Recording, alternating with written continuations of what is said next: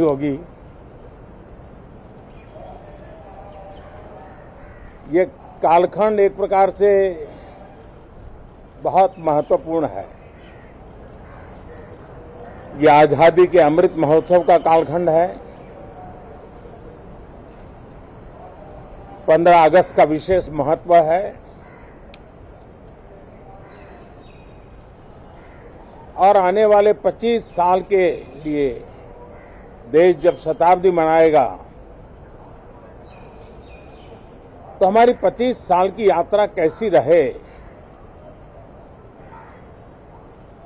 हम कितनी तेज गति से चले, कितनी नई ऊंचाइयों को पार करें,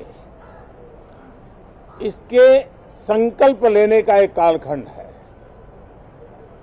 और उन संकल्पों के प्रति समर्पित होकर के देश को दिशा देना, सदन देश का नेतृत्व करे, सदन के सभी माननीय सदस्य राष्ट्र में नई ऊर्जा भरने के लिए निमित्त बने, उस अर्थ में ये सत्र भी बहुत महत्वपूर्ण है। ये सत्र इसलिए भी महत्वपूर्ण है कि इसी समय राष्ट्रपति पद और उपराष्ट्रपति पद के चुनाव हो रहे हैं। आज मतदान भी हो रहा है और इसी कालखंड में देश को नए राष्ट्रपति, नए उपराष्ट्रपति, उनका मार्गदर्शन प्रारंभ होगा। हम हमेशा सदन को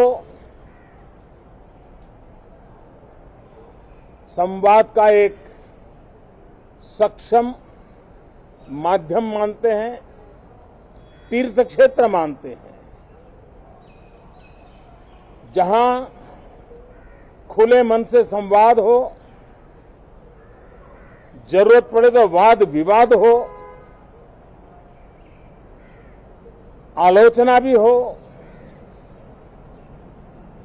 बहुत उत्तम प्रकार का एनालिसिस करके चीजों का बारीकियों से विश्लेषण हो, ताकि नीति और निर्णयों में बहुत ही सकारात्मक योगदान हो सके। मैं सभी आदरणीय सांसदों से यही आग्रह करूंगा कि गहन चिंतन, गहन चर्चा, उत्तम चर्चा और सदन को हम जितना ज्यादा प्रोडक्टिव बना सके, सदन को जितना ज्यादा फ्रूटफुल बना सके, उसलिए सबका सहयोग हो और सबके प्रयास से ही लोकतंत्र चलता है, सबके प्रयास से ही सदन चलता है, सबके प्रयास से ही सदन उत्तम निर्णय करता है। और इसलिए सदन की गरिमा बढ़ाने के लिए भी हम सब अपने कर्तव्यों का निर्वाह करते हुए इस सत्र का राष्ट्रहित में सर्वाधिक उपयोग करें और हर पल याद रखें कि आजादी के लिए जिन्होंने अपनी जवानी खपा दी, अपना जीवन खपा दिया, जिंदगी जेलों में काटी, कुछ ने शहादत स्वीकार की, को ध्यान में रखते हुए और जब 15 अगस्त सामने है तब सदन का सर्वाधिक सकारात्मक उपयोग हो, यही मेरी सबसे प्रार्थना है।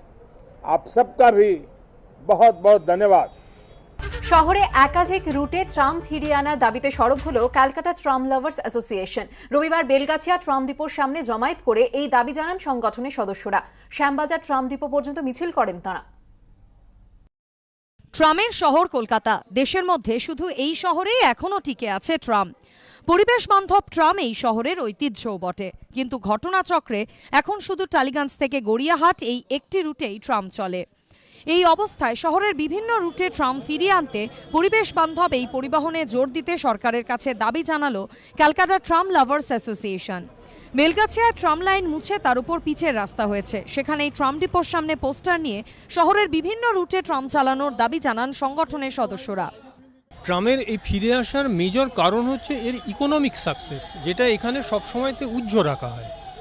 ট্রামের অপারেশনাল কস্ট, রানিং কস্ট এইসবগুলো হচ্ছে ভীষণ কম এবং এই ট্রামের সার্ভিস লাইফ অনেক বেশি।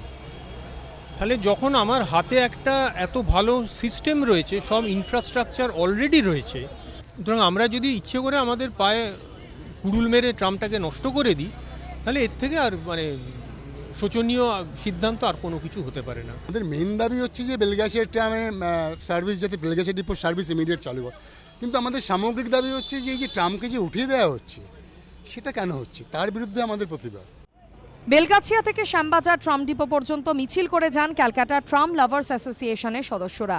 সংগঠনের দাবি, বিশ্বের বিভিন্ন শহরে যখন ট্রাম ফিরিয়ে আনা হচ্ছে তখন কলকাতায় হাঁটা হচ্ছে উল্টো পথে।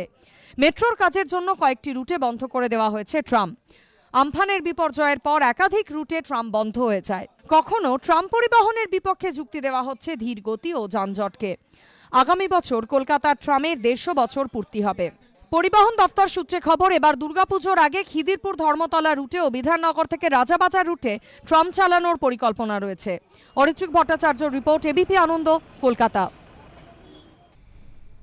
কুসুমিতা, আজকের আনন্দ সকাল এ পর্যন্তই। একেবারেই আজকে রাষ্ট্রপতি নির্বাচন রয়েছে আর মাত্র কিছুক্ষণের মধ্যেই শুরু হয়ে যাবে সেই ভোটদান প্রক্রিয়া। একদিকে সংসদ ভবন, অন্যদিকে বিধানসভা চত্বরে কিন্তু এই ভোটদান প্রক্রিয়ার জন্য ইতিমধ্যেই এখানে বিধায়করা জমায়েত হতে শুরু করেছেন। আর অবশ্যই আজকে সংসদের বাদল অধিবেশন শুরু, সেদিকে আমাদের নজর থাকবে। আপনাদের চোখ থাক শুধুমাত্র এবিপি আনন্দে।